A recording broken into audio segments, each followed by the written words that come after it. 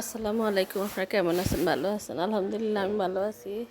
আজকে রান্না করলাম আজকে রান্না করবো আমার গাছের ছাদে ছোট ছোট বেগুন, এক জাতের বেগুনের ভিতরে কেমন বিচি, এই বেগুন আর আলু দিয়ে সিদ্ধ করে ভর্তা করবো। বেগুন আলু দিয়ে ভর্তা। আর কি করি দেখতে থাকেন, আপনারা আমার সাথে থাকেন। বেগুন আলু ধুইলাম,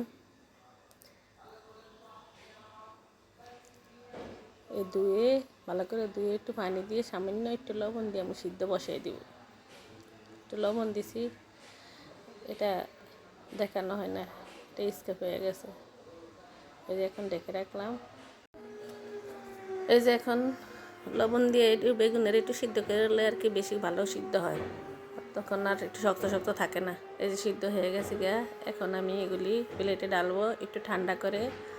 এই যে হাত দিয়ে ভালো করে চটকিয়ে নিব এগুলি। এই যে হাত দিয়ে ভালো করে চটকাইতেছে, চটকিয়ে তারপরে এই যে চটকানো হয়ে গেছে। এখন পেঁয়াজ দিব আর শুকনো মরিচ, লবণে শুকনো মরিচে ভালো করে হাত দিয়ে পেঁয়াজের কষলিয়ে নিব। এই যে দিলাম শুকনো মরিচ, লবণ দিয়ে ভালো করে চটকালাম আর বেগুনের সাথে মিশাবো। ভালো করে মিশিয়ে এখন সরিষার তেল দিব পরিমাণ মতো। যে আজকের ভর্তাটা এত মজা হয়েছে, এক ভর্তা দিয়ে ভাত খাওয়া যায়। এটার সাথে ডাল রান্না করছি, ডাল দেখানো হয়নি। আমার নতুন চ্যানেলে শামিমাস কিচেন হোম, আমার সাথে আপনারা থাকবেন, আমাকে বেশি বেশি সাপোর্ট করবেন, লাইক কমেন্ট শেয়ার সাবস্ক্রাইব করবেন। আপনারা ভালো থাকবেন, সুস্থ থাকবেন। আল্লাহ হাফেজ।